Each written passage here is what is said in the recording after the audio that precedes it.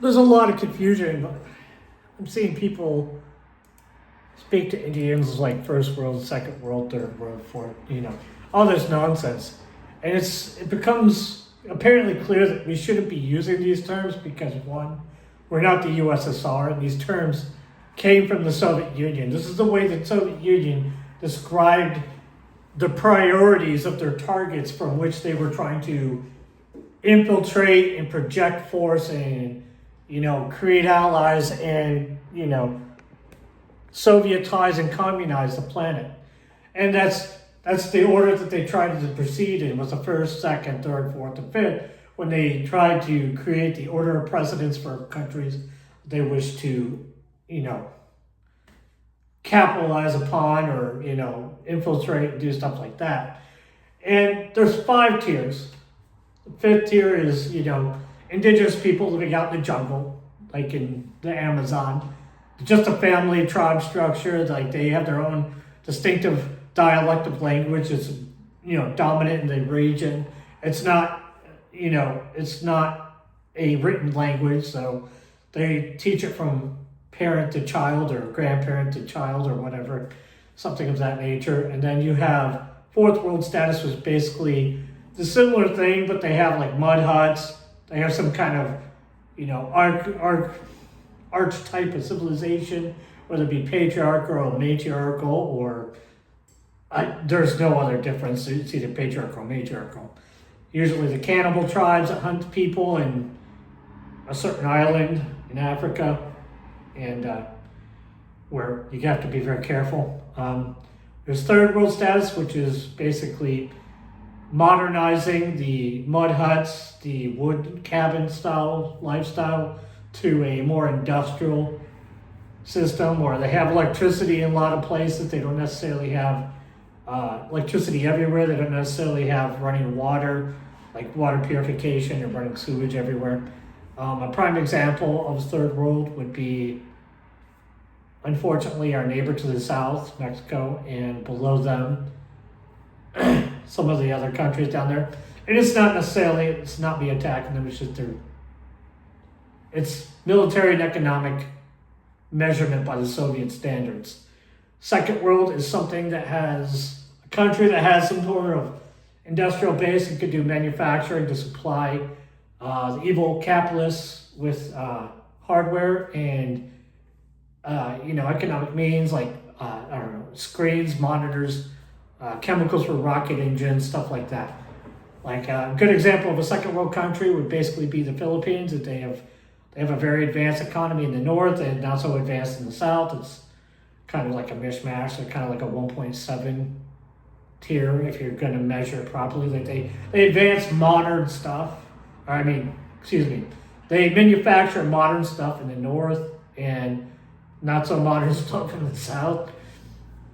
Mostly just AKs and terrorism, not necessarily.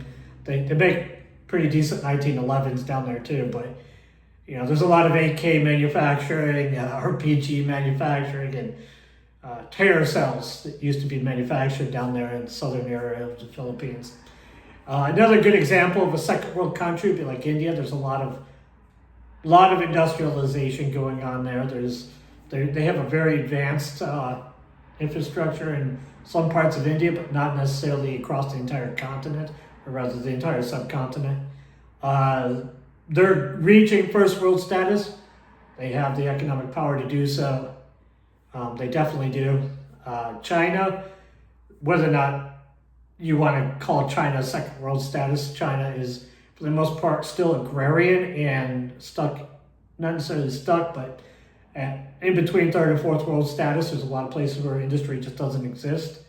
It's basically tribal structures with, bamboo built houses. There's nothing wrong with this. It's just most of China is stuck between third and fourth tier. According to the USSR, the USSR did not look favorably upon China. They, in fact, thought very low of them, very unfavorably of China, and there was a lot of animosity between the USSR and the CCP for a long time, until this one man went there, and his name was Nixon.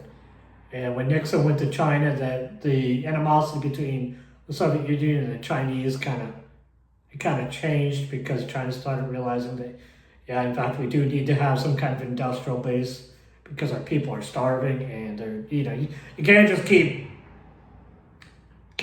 killing people because they're starving. That's not how you get ahead in anything. And then you have your first world countries like the United States, most of Europe, Japan's a first world nation. Russia was sort of at first world status. I'm not exactly sure what they were at now because the war with the Ukraine. This is basically how the USSR system worked.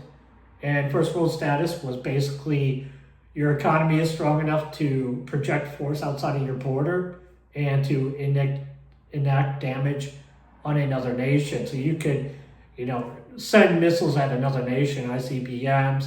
You could fly continuous bombing campaigns. You had a Navy fleet that you could send over there. And that's basically how this system worked. So if we're going to be using that, I suggest you leave because this is not conducive to American idealism or American anything. This is not an American system. We don't view the world that way. We call what you would call third, fourth, and fifth world the developing world. We leave the fifth world people. We leave them alone because we learn the lessons of our ancestors in not taking indigenous people, ripping off their land and trying to force them to comply with our demands. Because they don't. They get violent and they try to kill you. Yeah, don't mess with them. Leave them alone. I've met some of these people that used to live out in the jungle out there from those indigenous tribes, and some of them don't like it in the modern world. They don't care for it. They would rather be back in their tribal land, back down in the jungle. But the problem is,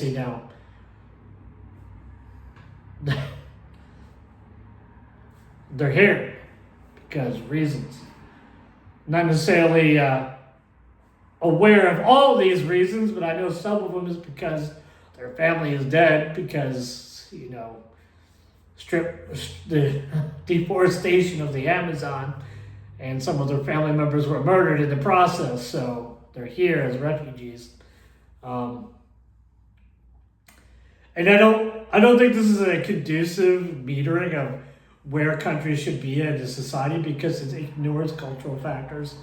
Like, it ignores the fact that China has a very long tradition of basically rice farming, the way they rice farm. And they have a very spiritual thing about it. Same with Japan, same with the Philippines. They all have these very long traditions of these agricultural lifestyles. And I think for us to look at these people and say that they're primitive, and it's like they're not primitive. Their lifestyle is primitive and they choose that lifestyle.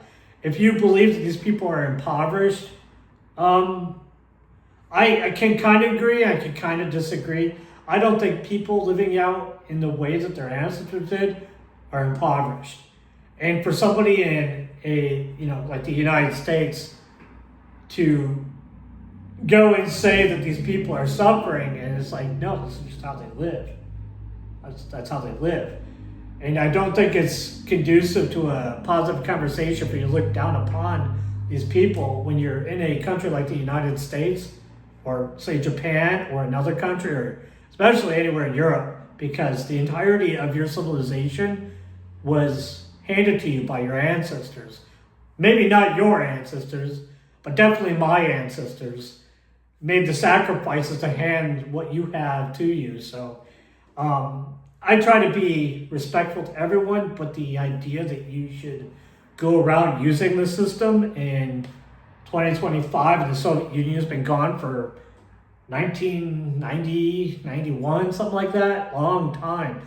I mean, the only remnant that we have that we can look back at and say the Soviet Union even existed these days is President Putin over in Russia. He's the only remnant left. Everybody else is gone. He's it.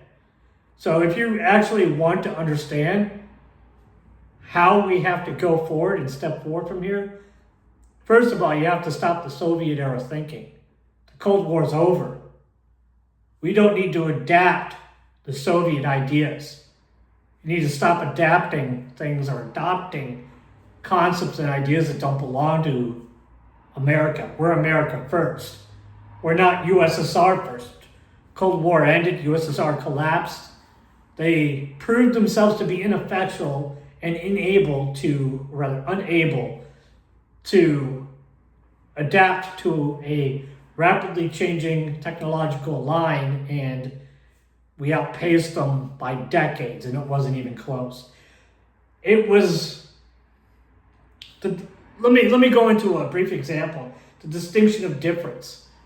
Our computers, they had direct diagrams. They had complete diagrams of modern, up-to-date IBM mainframes, blueprints, specifications, how to manufacture it, everything. They had every detail needed to manufacture one, from nothing more than sand and dirt.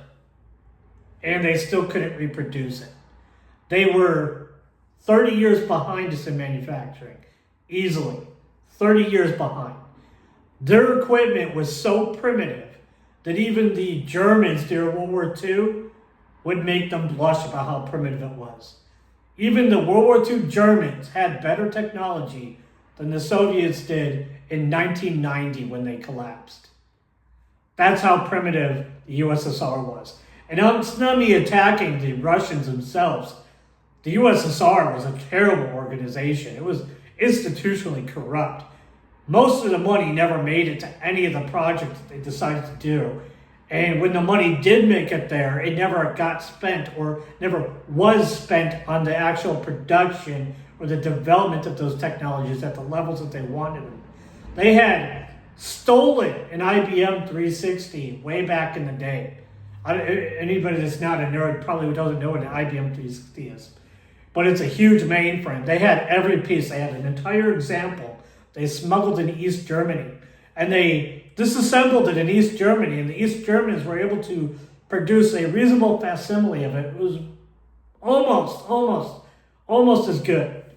The Soviet engineers, when they tried to reproduce from the IBM 360, not the East German copy, tried to reproduce a version of the IBM 360 from the ground up, failed completely. They could not get a single one of them to function for more than a few minutes at a time.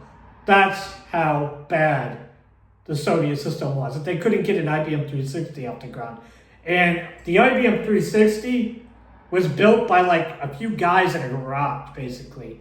They put them in a little storage unit in a shack. Well, I mean, it was basically a warehouse, and said, give us a list of everything you need, and that's how it was built. And that's how the IBM 360 became what it was. And they did it with slide rules, pencils, and paper. And the Soviets had a working example in all its specifications, and they could not reproduce that. That is not a functioning system when you can't reverse engineer somebody else's stuff. And I'm not saying that the engineers were bad. I'm saying that the government itself was so inept, so corrupt, that they could not even get the pieces they needed, the assembly, the integrated circuits that they needed, the vacuum tubes, all the chemicals they needed, and the quantities and the proper purities they required to rebuild that to such a level that they couldn't even build a working functional copy of the IBM 360, even with everything written down that they needed, like an ingredient list, and they couldn't even produce the ingredient list. Do you understand? That's how defunct they were. And that was in the 60s. That was in the 60s and 70s. That's how long ago that was. And they still managed to make it to the 90s. Barely functioning. Nothing in their system worked, which is why when you say somebody, I'm a first world nation, this, that, and other thing, that is a barely functioning category system from a defunct system, and it's illogical to even adopt or adapt to anything of that nature. Let people be. Let people be. The Soviet Union failed for a reason, because they tried to force people to do something that was not in their best interest. And as a result, their form of rebellion was to simply steal everything they could. It's a form of rebellion, to steal everything you can, because you're trying to force somebody into something that they don't that they're not meant to be in, or rather they're, they can't comprehend why you want them to do it. You don't explain it to them. You just point a rifle at them. That doesn't work. It doesn't work.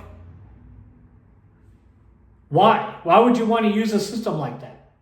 And that was just an example, that, the IBM 360 issue. And as far as me not getting something, you're not understanding the conversation of America first. We have this heritage about us. This is our history. Our history. And if you're an illegal immigrant, it's not your history.